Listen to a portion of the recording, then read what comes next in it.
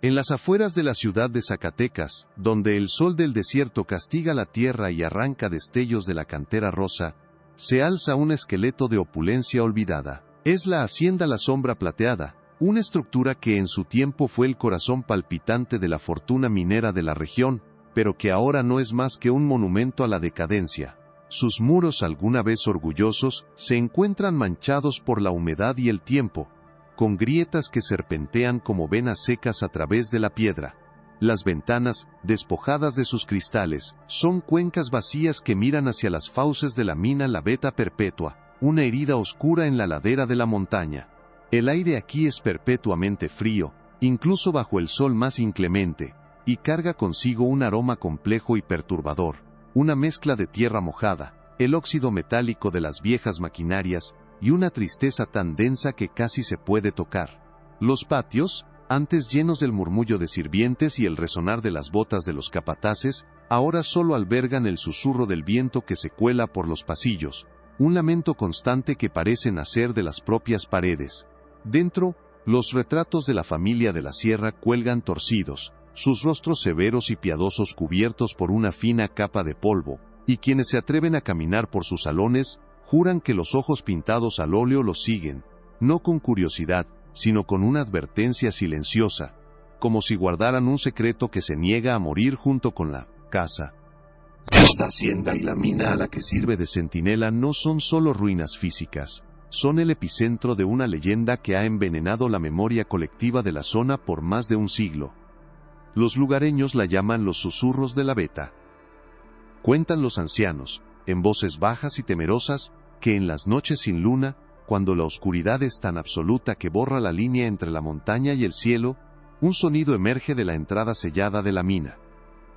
No es el aullido del viento ni el crujido de la madera vieja, sino algo mucho más específico y aterrador, el llanto ahogado de niños pequeños. La historia se ha transmitido de generación en generación, convirtiéndose en un cuento de fogata para asustar a los jóvenes y en una superstición que los mayores respetan con una seriedad casi religiosa. Dicen que son las almas de los huérfanos que la montaña reclamó, un eco perpetuo del precio que la tierra exigió a cambio de su plata. La entrada a la Veta Perpetua fue sellada con concreto y acero hace décadas, un intento de las autoridades por clausurar tanto un peligro físico como una herida en el folclore local, pero ni el concreto más grueso ha podido contener los lamentos que, según afirman, todavía se filtran a través de la piedra en la quietud de la noche, un recordatorio de que algunas historias no se pueden enterrar tan fácilmente. La historia que estás a punto de escuchar quedó enterrada por más de un siglo. Antes de que desenterremos este secreto, dinos en los comentarios desde qué ciudad nos acompañas. Y si te fascinan los misterios oscuros como este, asegúrate de estar suscrito. Lejos del frío palpable de la hacienda, en el silencio casi sagrado del archivo histórico del Estado, Isabela Rojas se movía con la precisión de una cirujana operando en el pasado. Para ella, la historia no era un conjunto de leyendas o susurros en el viento, sino una ciencia exacta construida sobre papel quebradizo, tinta desvaída, y la lógica fría de los registros oficiales. Su mundo olía a polvo, a pegamento antiguo y a la lenta descomposición de la celulosa. El único sonido era el suave pasar de las páginas y el murmullo de su propia respiración. Como historiadora especializada en el porfiriato, Isabela había aprendido a desconfiar de las narrativas grandilocuentes y a encontrar la verdad en los márgenes, en las notas al pie de página, en las discrepancias de un libro de contabilidad. Su escepticismo era su herramienta más afilada, y su respeto por la evidencia tangible su única fe. Pasaba sus días descifrando la caligrafía enrevesada de burócratas de otro siglo, rastreando la propiedad de tierras y catalogando correspondencia privada, siempre con la convicción de que cada documento era una pieza de un rompecabezas inmenso, y que, con suficiente paciencia, cualquier misterio podía ser resuelto y archivado. No buscaba fantasmas, sino hechos. No perseguía ecos, sino certezas. Era una detective del tiempo, y su jurisdicción eran las vidas silenciosas, que solo existían ya en los pliegos amarillentos que sostenía con delicadeza entre sus manos enguantadas. Pero la disciplina de su profesión estaba a punto de colisionar con una anomalía profundamente personal, una grieta en la historia de su propia familia que ningún archivo parecía poder explicar. Sucedió durante el tedioso pero necesario proceso de catalogar las posesiones de su bisabuela recién fallecida. En el fondo de un baúl de madera que olía a lavanda y a naftalina, entre mantillas de encaje y cartas de amor atadas con una cinta de seda, encontró una pequeña caja de rapé. Dentro no había tabaco, sino una nota doblada, escrita con una caligrafía temblorosa que apenas reconoció como la de su bisabuela en su vejez. Eran solo 3 palabras: mi hermano perdido. Isabela se quedó inmóvil, el aire escapándose de sus pulmones. En todas las historias familiares, en cada anécdota contada en las reuniones dominicales, su bisabuela siempre había sido hija única. No existía mención alguna de un hermano. Su mente, entrenada para identificar incongruencias, se encendió. ¿Quién era este hermano? ¿Por qué el secreto?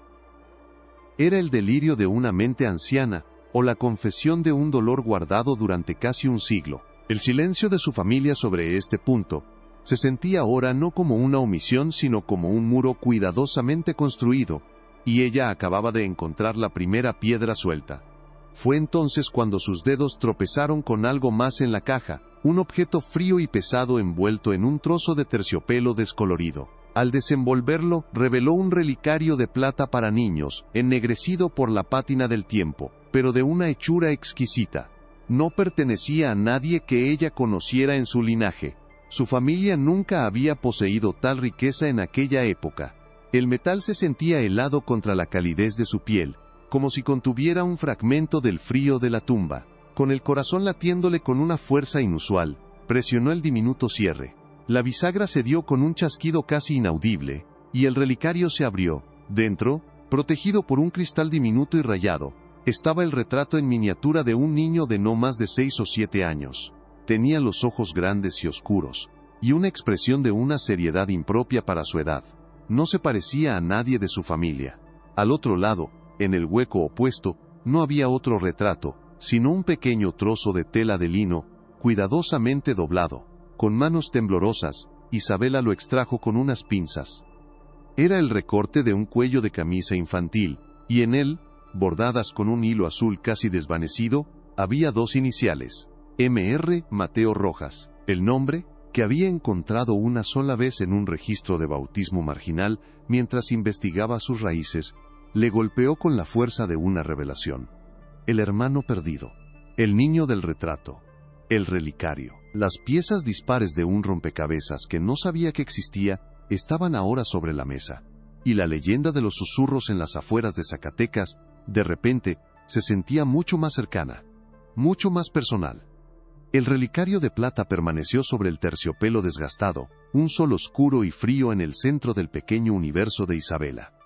El mundo exterior, con su tráfico y sus ruidos cotidianos, se había desvanecido por completo, reemplazado por el silencio denso y pesado que emanaba de aquel diminuto objeto.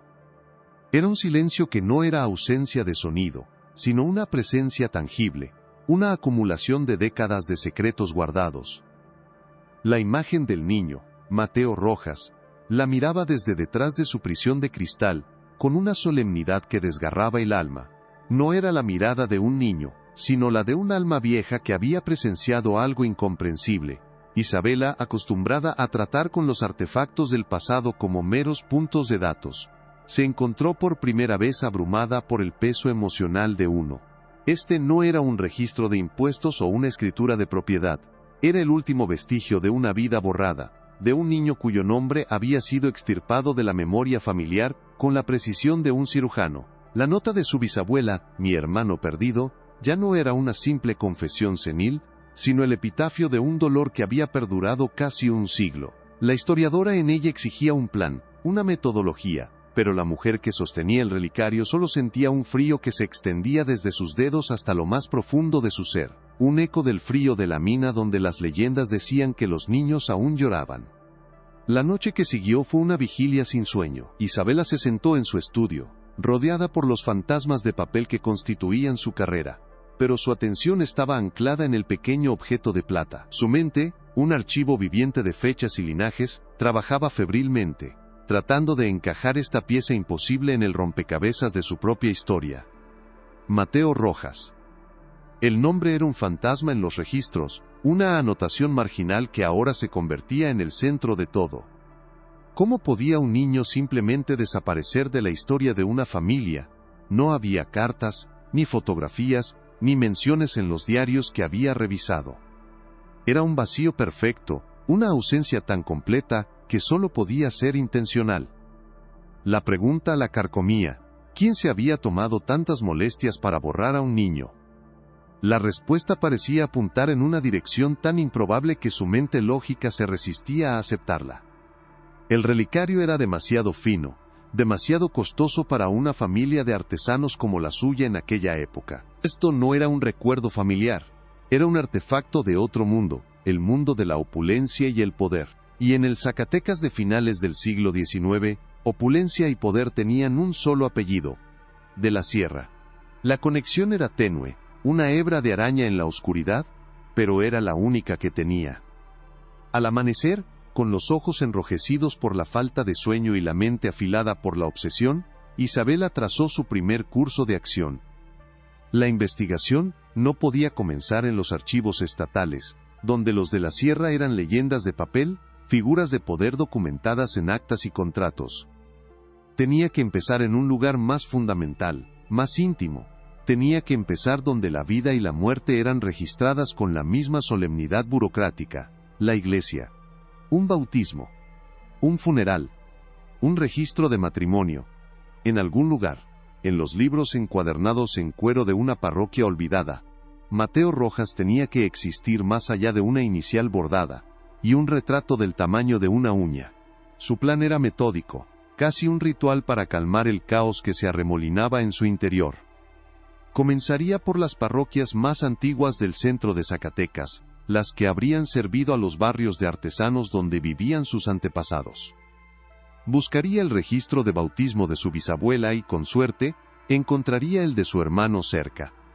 Era una aguja en un pajar de almas olvidadas, pero era un comienzo. Guardó el relicario en una caja forrada de seda, sintiendo que no solo guardaba una reliquia, sino una responsabilidad. Estaba a punto de exhumar no solo a un niño, sino la verdad que su familia había enterrado con tanto esmero. El viaje al centro histórico de Zacatecas se sintió como un descenso a otra era.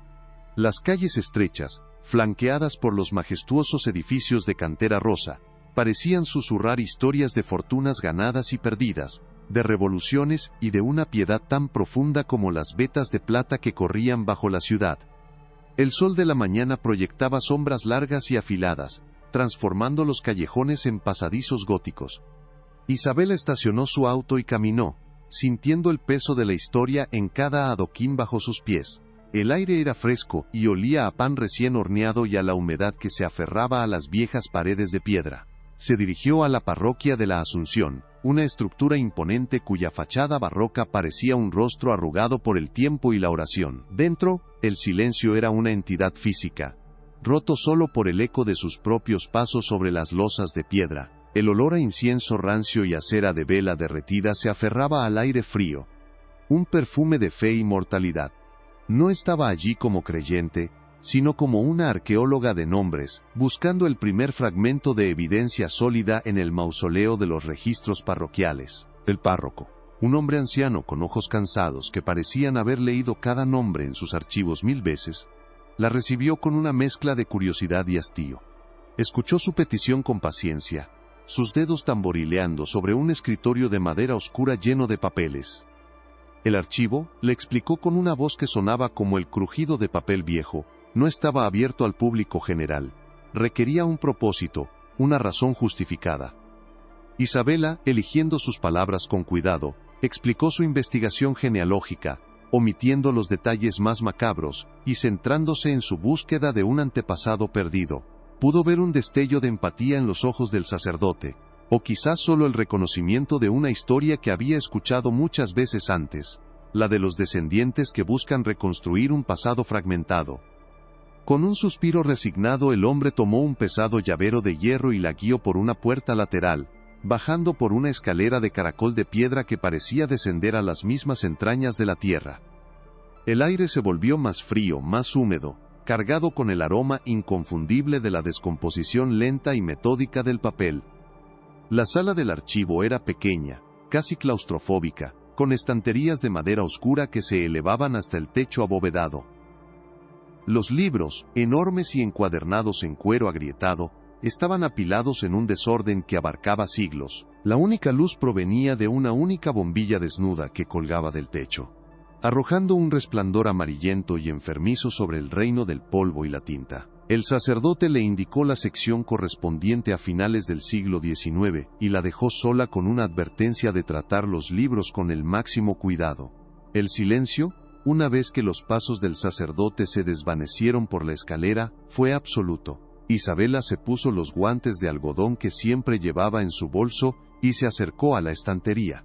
El primer libro que bajó requirió el uso de ambas manos. Su peso era el de las innumerables vidas contenidas en sus páginas. Al abrirlo, una nube de polvo se elevó, danzando en el haz de luz como esporas de tiempo. La caligrafía, elegante y enrevesada, era un desafío para sus ojos entrenados. Cada página era un tapiz de nombres, fechas y los destinos sellados de los ciudadanos de Zacatecas, desde los hijos de los mineros hasta los vástagos de los comerciantes. Pasaron horas que se sintieron como minutos y como una eternidad al mismo tiempo. Libro tras libro, página tras página, el nombre de Mateo Rojas se le escapaba. Encontró el registro de su bisabuela, Guadalupe Rojas, bautizada en el verano de 1888. Sus ojos escanearon frenéticamente las páginas circundantes, los meses anteriores y posteriores, buscando un patrón, una conexión. Nada. La frustración comenzó a asentarse, fría y pesada en su estómago. El callejón sin salida era el mayor temor de cualquier investigador. La sensación de que la pista se ha enfriado hasta convertirse en piedra. Se preguntó si todo era una fantasía, si el relicario era simplemente un objeto encontrado, sin conexión con su familia, y la nota de su bisabuela, el producto de una mente que se desvanecía. Se detuvo, cerró los ojos y respiró hondo el aire polvoriento. No, el peso del relicario en su memoria era demasiado real, la expresión del niño demasiado inquietante. Tenía que haber algo. Volvió al trabajo con una determinación renovada, moviéndose a los registros del año siguiente, y del siguiente, expandiendo su búsqueda más allá de lo que la lógica inicial sugería. Fue en un libro más delgado, etiquetado como Adopciones y Registros Misceláneos, que finalmente lo encontró. El corazón le dio un vuelco tan violento, que tuvo que apoyarse en la estantería para no perder el equilibrio. Allí estaba, a mitad de una página amarillenta, escrito con una tinta que se había desvanecido a un marrón sepia. Mateo Rojas, nacido el 12 de marzo de 1889. Bautizado el mismo día. La fecha coincidía. Sus dedos temblorosos siguieron la línea, pero lo que vio a continuación hizo que el aire se congelara en sus pulmones. El apellido Rojas había sido tachado con una sola línea de tinta negra, una cicatriz en el papel. Y al lado, con una caligrafía diferente, más firme y autoritaria, estaba escrito otro nombre. De la Sierra. Era una profanación, una reescritura de la identidad tan brutal como una marca de hierro candente. Su mirada se desvió hacia el margen, donde una nota escrita por la misma mano firme explicaba el cambio. Adoptado por la gracia y caridad de don Genaro de la Sierra y su esposa doña Elvira, para ser criado como propio en el temor de Dios. 15 de mayo de 1895. La habitación pareció encogerse a su alrededor. El silencio ya no era pacífico, sino amenazador, lleno de las voces no dichas de la historia. Adoptado. La palabra resonaba en su mente, chocando contra la realidad que conocía. No era solo su tío bisabuelo perdido, era un niño que había sido entregado, o quizás tomado, por la familia más poderosa de la región. La familia de la hacienda La Sombra Plateada. La familia de la mina La Veta Perpetua. La leyenda de los susurros dejó de ser un cuento popular, y se convirtió en una posibilidad aterradora y concreta.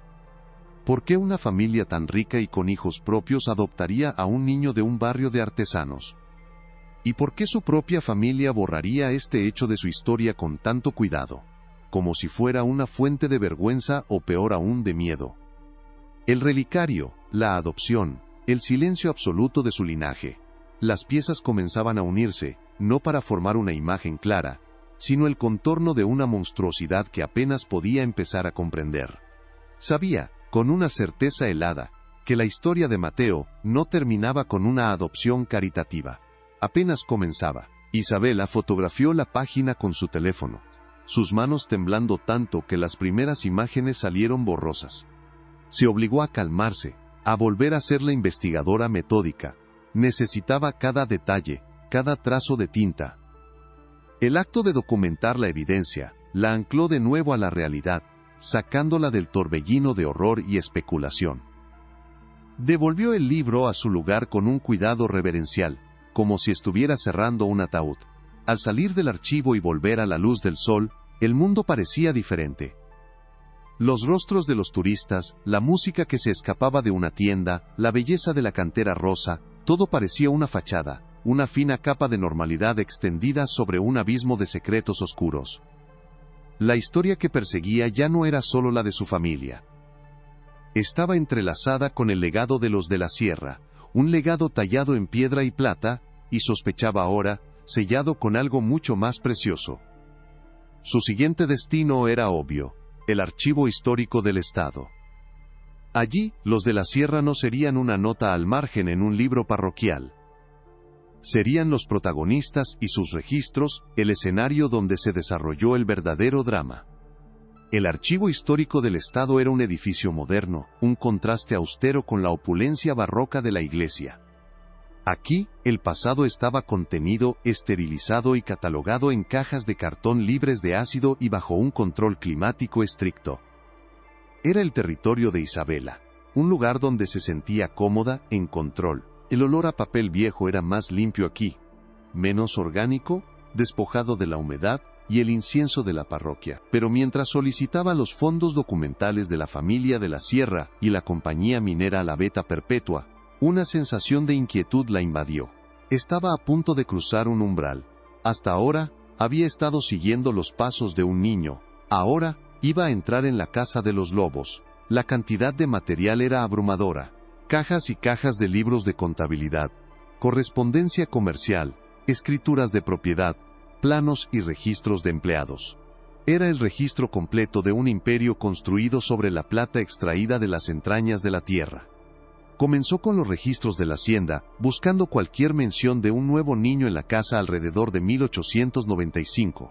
No encontró nada, no había cartas anunciando la llegada de un hijo adoptivo, ni entradas en los diarios de gastos para ropa o juguetes de un niño nuevo. Era otro vacío, otro silencio calculado. Mateo Rojas de la Sierra parecía haber sido tan invisible dentro de la familia que lo adoptó como lo fue en la familia que lo perdió. Esta falta de evidencia era, en sí misma, una prueba.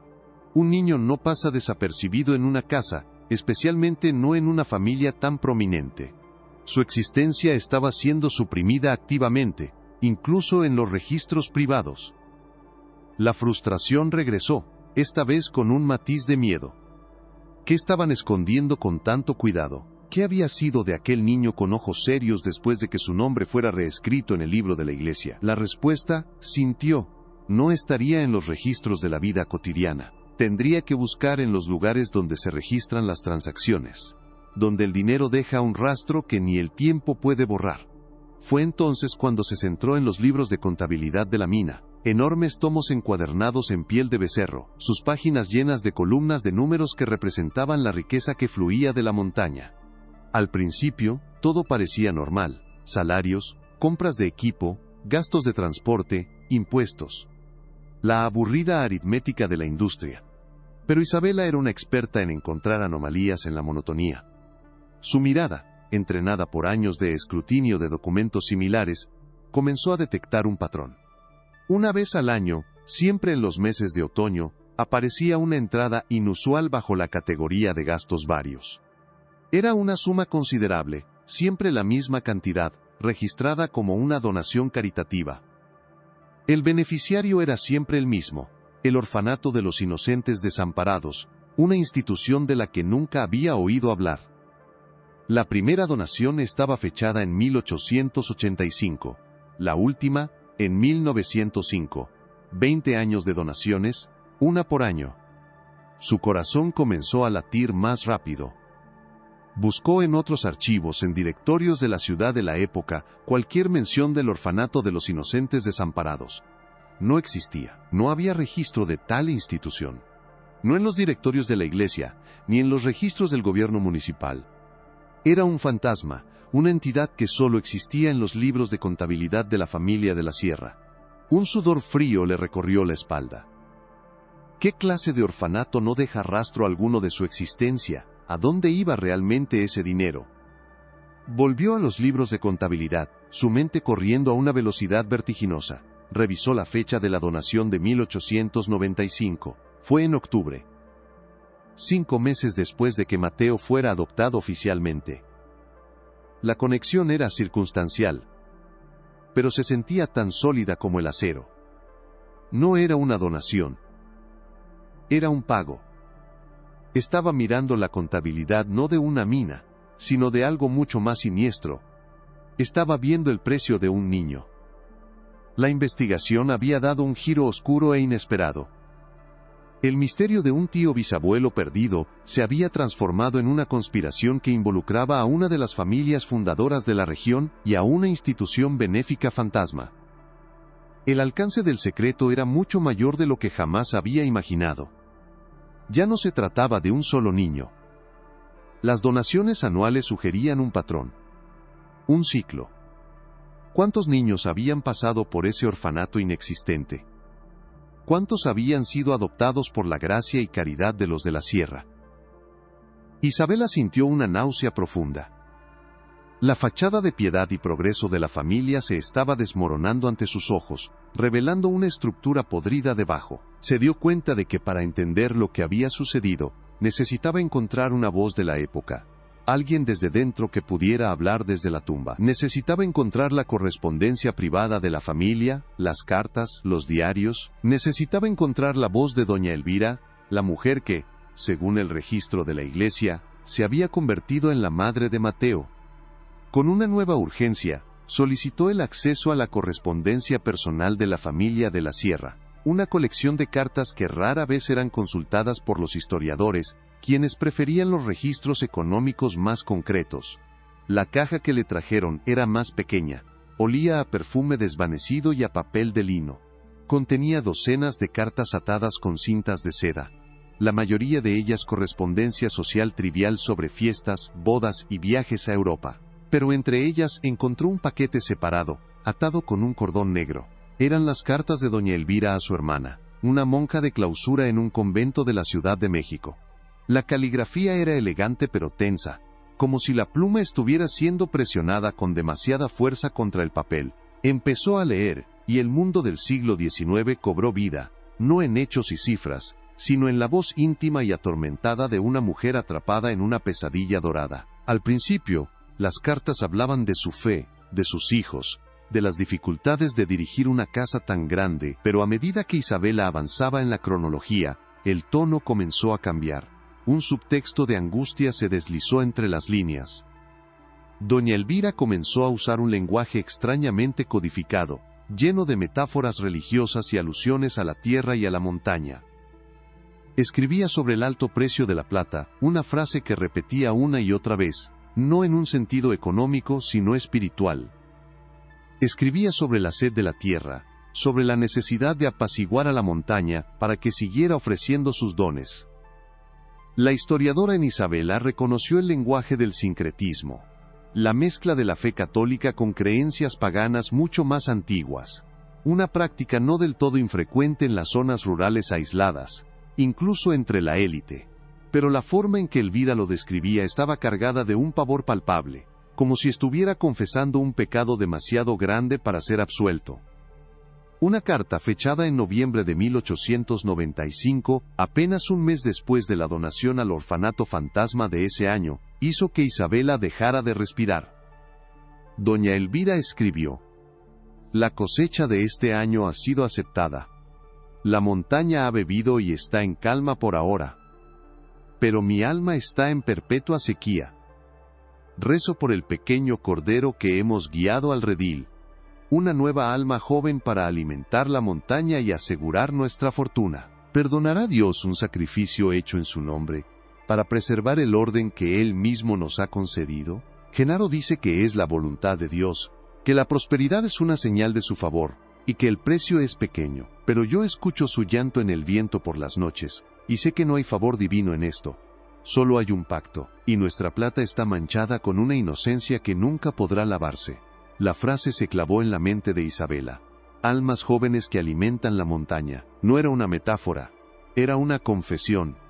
El horror de la revelación fue una ola física que la golpeó, dejándola sin aliento, con el corazón martilleando contra sus costillas. El orfanato fantasma. Las adopciones secretas. Los susurros en la mina. Todo encajaba en un mosaico de una perversidad inimaginable. Los de la sierra no estaban adoptando niños para darles un hogar. Los estaban seleccionando. Estaban comprando huérfanos, niños sin nadie que los reclamara, niños que podían desaparecer sin levantar sospechas, para usarlos en algún tipo de ritual bárbaro, un sacrificio humano para garantizar la riqueza de su mina. Mateo no había sido adoptado, había sido adquirido. Había sido el pequeño cordero de 1895. La imagen del niño en el relicario volvió a ella, su expresión seria ahora cargada de un significado terrible. Era la mirada de un niño que sabía su destino. Isabela sintió una oleada de rabia y de un dolor profundo y vicario, un luto por un niño que nunca conoció pero cuya historia ahora le pertenecía. Cerró la caja de cartas con manos temblorosas. El archivo, que siempre había sido su santuario de lógica y orden, ahora se sentía como una tumba, llena de los susurros de los muertos. Sabía que tenía la verdad, o al menos el corazón oscuro de ella. Pero una confesión en una carta privada no era suficiente, necesitaba pruebas físicas. Necesitaba conectar el ritual con el lugar. Necesitaba entender la geografía del crimen. Su mente se centró en la mina, la veta perpetua, la herida oscura en la ladera de la montaña. La carta de Elvira hablaba de la montaña bebiendo, de alimentar la montaña. El sacrificio no ocurría en la hacienda, ni en una iglesia, ocurría en las profundidades de la tierra. Recordó haber visto planos de la mina en el catálogo del archivo.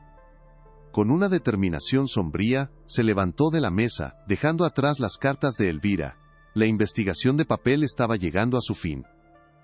La siguiente fase la llevaría al corazón físico de la oscuridad. Solicitó los mapas geológicos y los planos de ingeniería de la veta perpetua, que databan de la década de 1890. Eran rollos enormes de papel quebradizo, cubiertos de líneas intrincadas que trazaban las galerías y los túneles como las arterias de una bestia subterránea. Los extendió sobre una gran mesa, su superficie cubierta por una red de pasadizos, que se hundían cientos de metros bajo tierra. Estudió los mapas durante horas, comparando las diferentes versiones, buscando cualquier cosa fuera de lo común. La mayoría de los túneles estaban claramente marcados con nombres y profundidades. Pero en el mapa más antiguo, en uno de los niveles más profundos, encontró una anomalía. Una sección de túneles estaba marcada con una tinta diferente, casi roja. Al lado, una anotación escueta, inestable, sellado por orden del propietario, 1906. El año después de la última donación al orfanato fantasma. Isabela sintió un escalofrío recorrer su espina dorsal. No había registros oficiales de un colapso importante en la mina en esa fecha. Un sellado de una sección entera sería un evento significativo, costoso, algo que debería haber dejado un rastro de papel en los registros de la compañía. Pero no había nada. Fue una decisión tomada en privado por don Genaro. Acercó una lupa a la sección marcada. La tinta roja no solo delineaba los túneles, formaba un pequeño símbolo en el centro de la cámara principal de esa sección. Era un diseño extraño, una espiral que terminaba en 3 puntas, como una raíz o una garra. Sus ojos se abrieron de par en par. Sacó su teléfono y buscó la foto que había tomado del relicario. Amplió la imagen del reverso del pequeño objeto de plata. Allí, casi borrado por un siglo de desgaste, estaba el mismo símbolo. La conexión era innegable, una firma macabra que unía al niño, a la familia y al lugar del sacrificio. El mapa ya no era un simple documento histórico. Era un mapa del tesoro, pero el tesoro no era oro ni plata. Era una tumba. La sección sellada. Allí era donde encontraría las respuestas finales. Allí era donde la historia de Mateo Rojas había terminado. El aire pareció escaparse de sus pulmones, y tuvo que apoyarse en la mesa para estabilizarse, releyendo la frase que transformaba un misterio en un horror. La investigación había llegado a un punto de no retorno. Tenía la confesión de la matriarca y ahora tenía el mapa que señalaba el lugar exacto del crimen. La leyenda de los susurros de la Beta no era solo una historia de fantasmas, era el eco de un coro de víctimas reales, y ella era la única que después de un siglo, finalmente podía entender lo que estaban tratando de decir. El siguiente paso era aterrador pero inevitable. Tenía que encontrar una manera de entrar en esa sección sellada de la mina. Isabela enrolló los mapas con un cuidado que contradecía la tormenta que se desataba en su interior. Salió del archivo justo cuando el sol comenzaba a ponerse, tiñendo el cielo de Zacatecas de tonos anaranjados y morados. La belleza del crepúsculo sobre la ciudad de Cantera Rosa era casi una burla, una máscara hermosa sobre la podredumbre que había descubierto. Mientras conducía de regreso a su casa, la imagen de la hacienda en ruinas y la boca sellada de la mina dominaba sus pensamientos. Ya no eran solo puntos de referencia de una leyenda local, eran la escena de un crimen, un altar de sacrificios que había estado esperando. La necesidad de un experto, de alguien que conociera las venas secretas de la montaña, se volvió una prioridad absoluta. Los archivos y las bibliotecas habían cedido todos sus secretos. Ahora, la verdad yacía enterrada bajo miles de toneladas de roca y un siglo de olvido. Isabela sabía que no podía aventurarse sola en el laberinto de la Beta Perpetua. Necesitaba a alguien que pudiera leer la tierra como ella leía los documentos, alguien cuyas manos estuvieran tan familiarizadas con la geología de la región como las suyas con la caligrafía del siglo XIX. Su búsqueda la llevó a un nombre susurrado con una mezcla de respeto y recelo en los círculos de geólogos locales. Javier Mendoza, un espeleólogo y minero retirado. Un hombre que, según decían, había pasado más tiempo bajo tierra que sobre ella. Lo encontró en una pequeña cantina en las afueras de la ciudad, un lugar que olía a cerveza rancia y a historias no contadas. Era un hombre mayor, con la piel curtida por el sol del desierto y las manos nudosas como las raíces de un mezquite. Sus ojos, de un azul pálido casi anómalo, la estudiaron con una desconfianza profunda cuando ella extendió los viejos mapas sobre la mesa de madera pegajosa. Su escepticismo era una pared de piedra tan formidable como la que sellaba la mina misma. Javier escuchó su historia en un silencio impenetrable, su rostro una máscara de impasibilidad mientras ella desgranaba los detalles de su investigación, el relicario, el registro de la iglesia, las cartas de doña Elvira.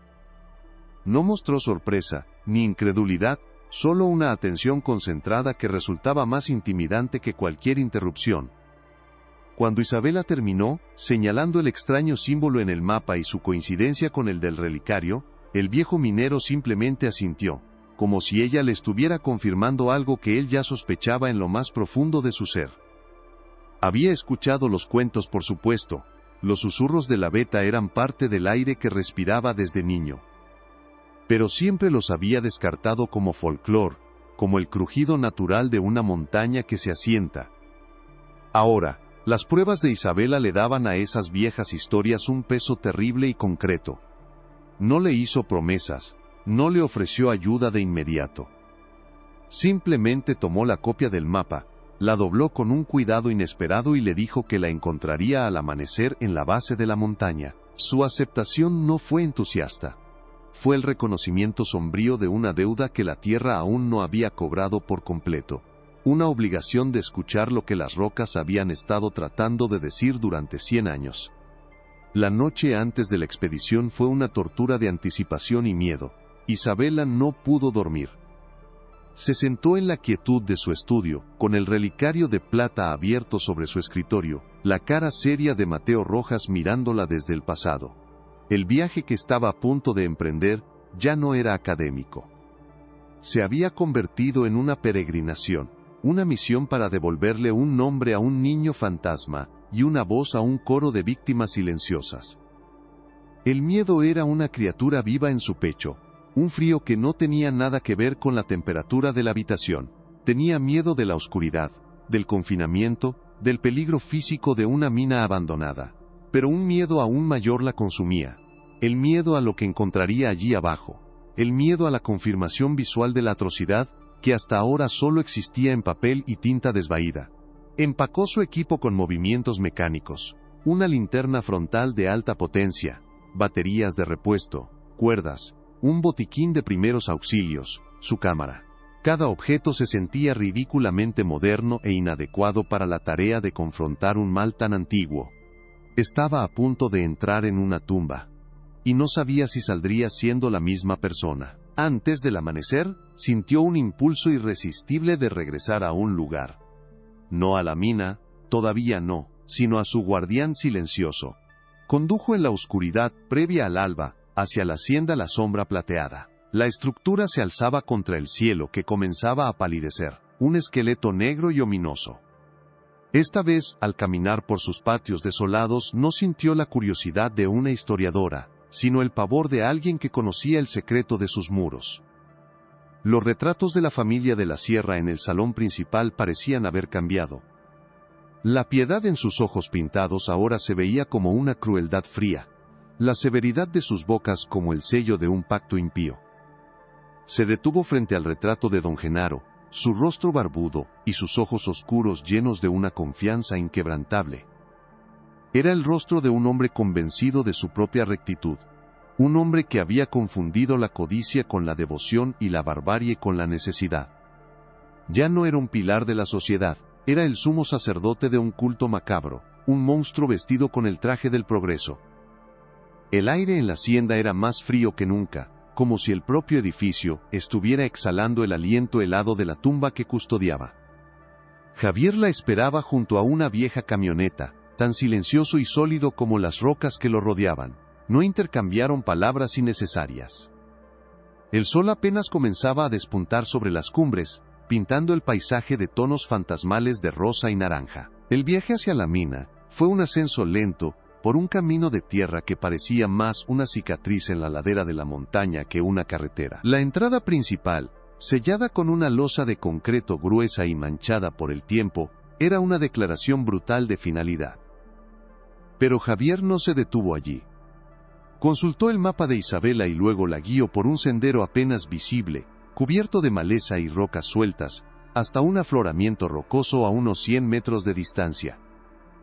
Oculta detrás de una cortina de enredaderas secas, había una abertura, una grieta oscura no más ancha que un hombre. Era un viejo pozo de ventilación, olvidado por todos excepto por la montaña misma. El aire que emanaba de la grieta era gélido y olía a tierra húmeda y a un vacío profundo, el olor de un tiempo estancado. Este era el camino, esta era la entrada al infierno. El descenso fue una inmersión en la negrura absoluta. Javier fue primero, asegurando una cuerda y moviéndose con la agilidad de un hombre mucho más joven. Isabela lo siguió, su corazón latiendo con fuerza contra sus costillas. La estrechez del pozo era claustrofóbica, las paredes de roca áspera rozando su ropa.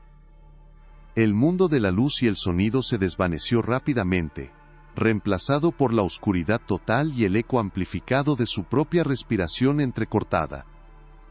Cuando sus pies finalmente tocaron el suelo de un túnel principal, se sintió como si hubiera aterrizado en otro planeta. La única luz era el haz de sus linternas, cortando la oscuridad como un bisturí, revelando un mundo congelado en el tiempo. Las vigas de madera que sostenían el techo estaban cubiertas de una capa de moho blanco y brillante, y los rieles de las vagonetas, oxidados hasta volverse casi rojos, desaparecían en la negrura impenetrable que se extendía ante ellos.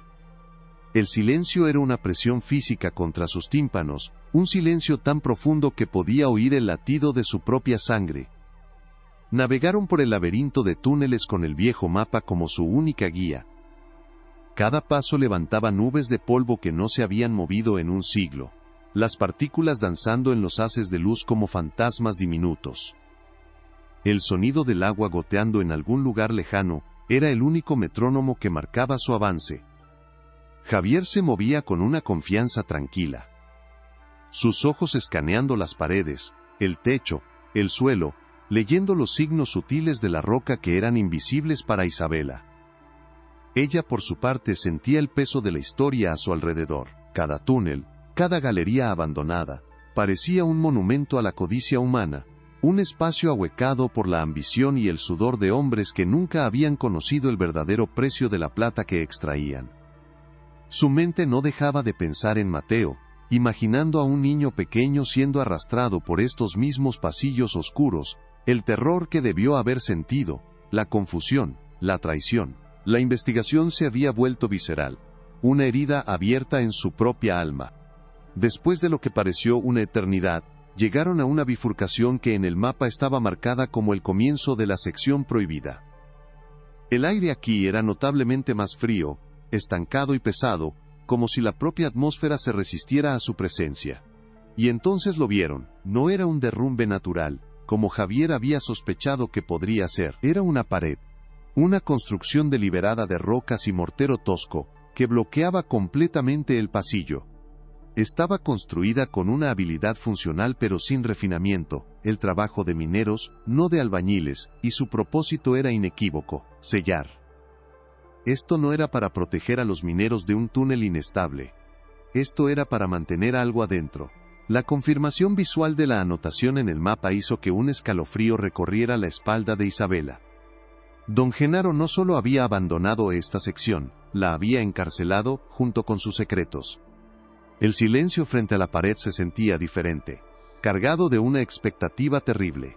Estaban en el umbral. Javier examinó la pared con la mirada de un experto, golpeando suavemente la superficie con un martillo geológico. El sonido era sordo, sólido.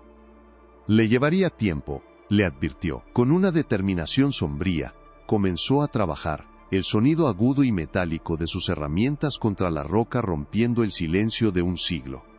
Cada golpe resonaba en el túnel como un disparo, un asalto al pasado. Isabela se mantuvo atrás, iluminando el área con su linterna, sintiéndose inútil y abrumada. Observó cómo el viejo minero, con paciencia y fuerza, comenzaba a crear una abertura, astillando primero el mortero, y luego apalancando las rocas más pequeñas. Con cada pieza que quitaba, una corriente de aire aún más frío y viciado se filtraba desde el otro lado. Olía a descomposición, a polvo milenario y a algo más, un olor dulzón y faintly orgánico que le revolvió el estómago. Era el olor de un lugar que nunca debió ser abierto, el aliento de una tumba sellada. Finalmente, con un último gruñido de esfuerzo, Javier quitó una roca lo suficientemente grande como para crear una abertura por la que una persona podía pasar. La oscuridad del otro lado parecía aún más densa, más absoluta. Javier se hizo a un lado, cediéndole el paso. Era el descubrimiento de ella, su verdad para confrontar. Con el corazón en la garganta, Isabela se arrastró a través del agujero. Se puso de pie en una cámara pequeña, levantando su linterna. El haz de luz se deslizó por el suelo rocoso y polvoriento. Y luego se detuvo. Se detuvo en algo pequeño, blanco y terriblemente fuera de lugar. Unos huesos.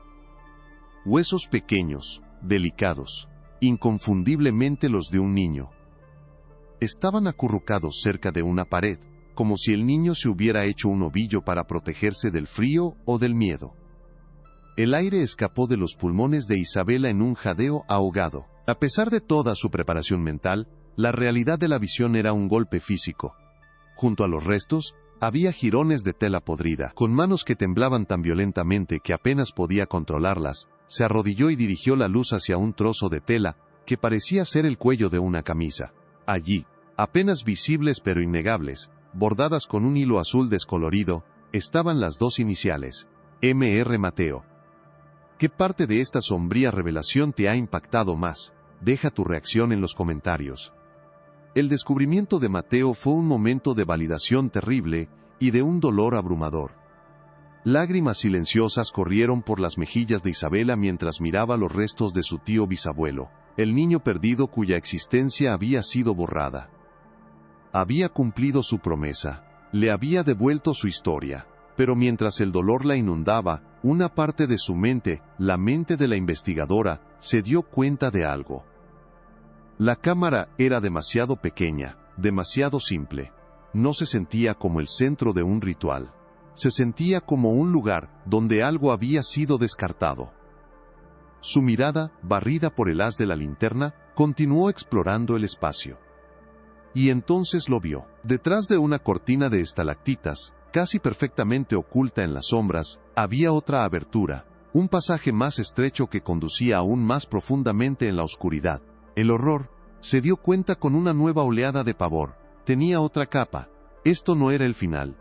Era solo el vestíbulo. Dejó a Javier vigilando los restos de Mateo y avanzó sola hacia el segundo pasaje. El aire aquí era diferente, cargado de una energía estática, como el aire antes de una tormenta eléctrica. El túnel se abrió a una cámara mucho más grande, casi perfectamente circular, como si hubiera sido tallada o ensanchada intencionadamente. En el centro de la cámara, había una gran losa de piedra plana, toscamente tallada en forma de altar. La superficie de la piedra estaba manchada, cubierta de una pátina oscura y profunda que la linterna de Isabela revelaba como algo que se había empapado en la roca a lo largo de muchos años. El olor orgánico y dulzón era abrumador aquí, un perfume de carnicería antigua. Su mirada horrorizada se levantó del altar a las paredes de la caverna. Estaban cubiertas de grabados, figuras primitivas y aterradoras talladas en la roca.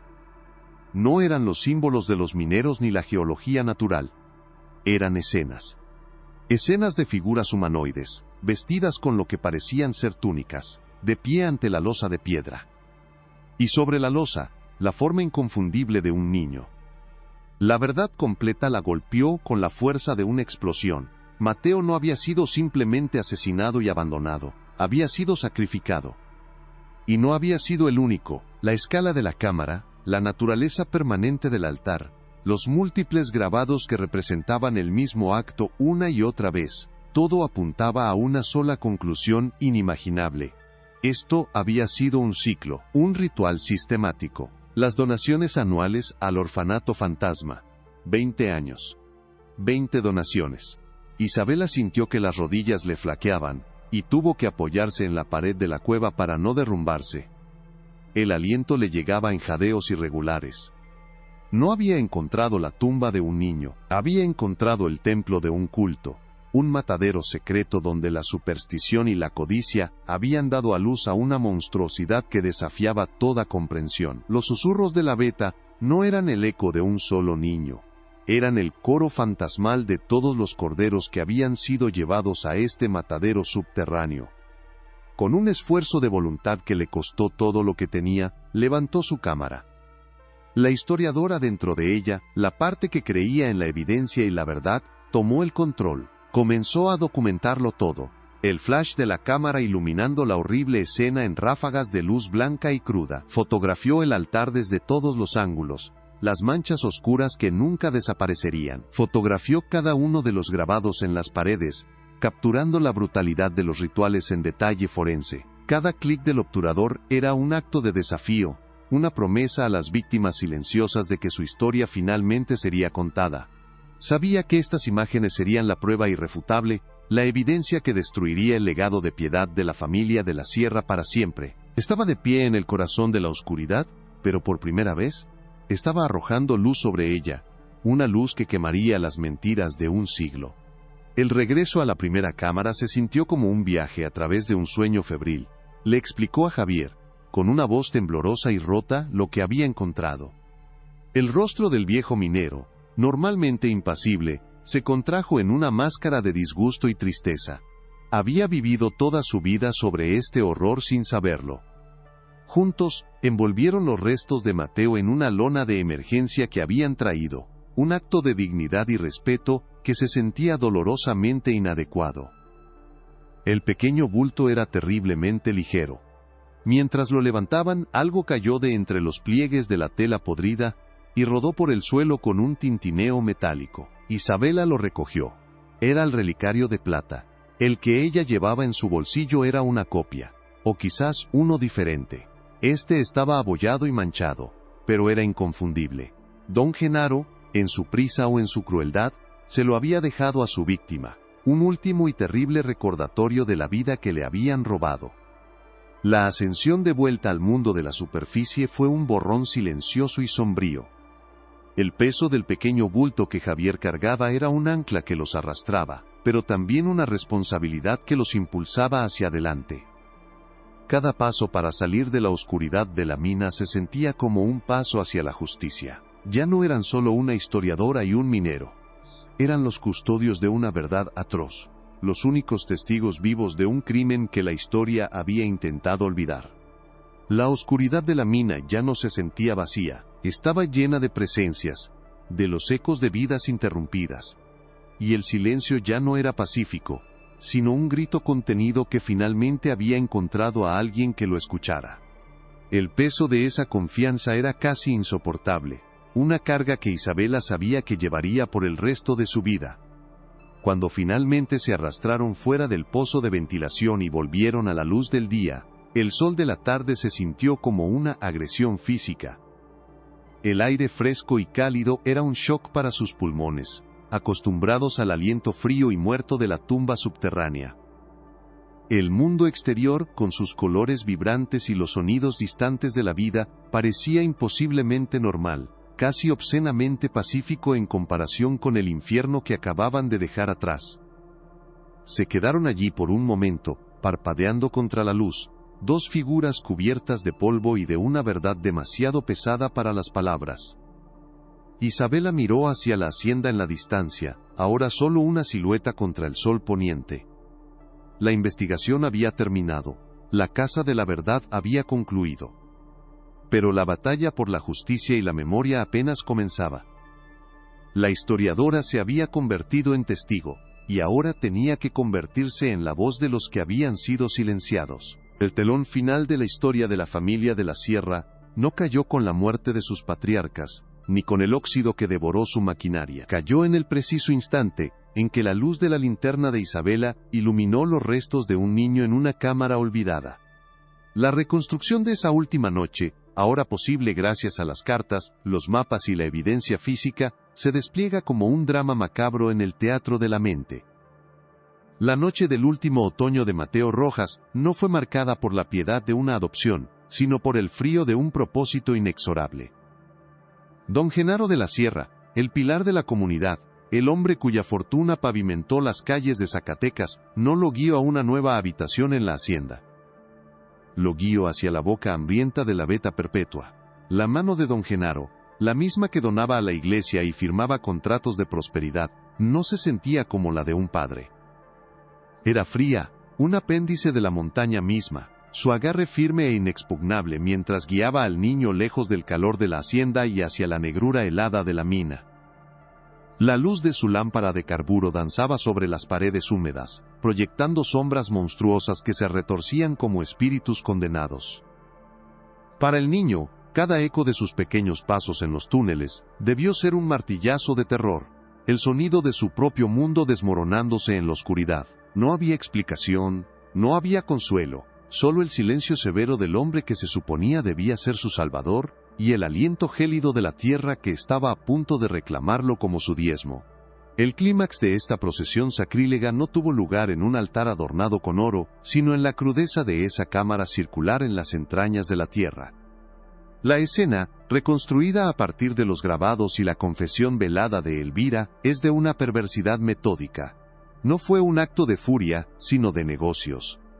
Don Genaro, flanqueado por sus capataces de mayor confianza, hombres cuyas lealtades habían sido compradas con plata y selladas con el silencio, procedió con la solemnidad de un sumo sacerdote. El altar de piedra, frío y manchado por los rituales de años anteriores, esperaba. La frase de Elvira resuena a través del tiempo, un alma joven para alimentar la montaña. No era poesía. Era un manual de operaciones. La creencia retorcida de que la sangre inocente apaciguaría la sed de la veta y garantizaría la prosperidad, era el evangelio de su codicia. Mateo, el pequeño cordero, fue la ofrenda de ese año. En ese espacio sin Dios, bajo la mirada impasible de la roca, la fachada de progreso del porfiriato, se derrumbó para revelar el corazón primitivo y bárbaro que aún latía debajo. La inmolación no fue solo el fin de la vida de un niño, fue la consagración de un pacto donde la riqueza se transmutaba directamente de la inocencia, y la plata que salía de esa mina, a partir de ese momento, estaría eternamente manchada por una sangre que ninguna lluvia podría lavar. La salida de Isabela y Javier de la mina no fue un regreso, sino una fuga. Emergieron a la luz del sol no como descubridores, sino como los únicos sobrevivientes de una masacre, cargando con la evidencia física y el peso etéreo de las almas perdidas. El contacto con las autoridades fue el siguiente paso lógico, pero se sintió como traducir un texto antiguo y profano a un lenguaje moderno que carecía de las palabras para expresar tal horror. Al principio, hubo escepticismo. La historia sonaba a una fantasía gótica, a una leyenda local llevada demasiado lejos, pero las fotografías de Isabela no mentían. Las imágenes de la cámara ritual, del altar manchado, de los grabados en las paredes, y finalmente, los restos de Mateo Rojas, transformaron la incredulidad en un silencio atónito. La llegada de los equipos forenses a la mina fue una colisión de 2 siglos, la ciencia del siglo XXI, invadiendo un santuario de barbarie del siglo XIX. Mientras los especialistas, vestidos con trajes blancos estériles, trabajaban bajo luces portátiles, Isabela se quedó a un lado, sintiendo una desconexión profunda. Había resuelto el rompecabezas, pero la imagen completa era una monstruosidad que la perseguiría para siempre. La victoria se sentía indistinguible del duelo, y la verdad, una carga tan pesada como la montaña misma. La noticia explotó como una carga de dinamita en la conciencia colectiva de Zacatecas. El apellido de la Sierra, grabado en placas de bronce, y en las páginas de la historia local como sinónimo de filantropía y visión, fue arrancado de su pedestal y arrastrado por el lodo de la infamia. La leyenda de los susurros de la Beta dejó de ser un cuento para asustar a los niños y se convirtió en un epitafio para las víctimas de un holocausto secreto. Las excavaciones ordenadas por el Estado en la sección sellada de la mina revelaron la verdadera escala de la atrocidad. Poco a poco, a lo largo de varias semanas, más restos fueron desenterrados de los nichos y fisuras de las cámaras ocultas. Los informes forenses confirmaron las sospechas más terribles.